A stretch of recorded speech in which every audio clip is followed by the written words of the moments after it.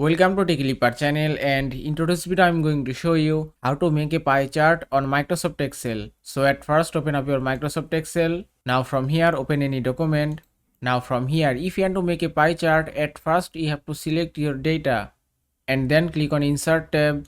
After that on the chart option you can find pie chart, then just click here and that's it. Here you can see three options and you can choose any option as you like. If I select 2D pie, and that's it. You can see pie chart has been created successfully. You can also change your pie chart design and style from here and you can choose any option as you like.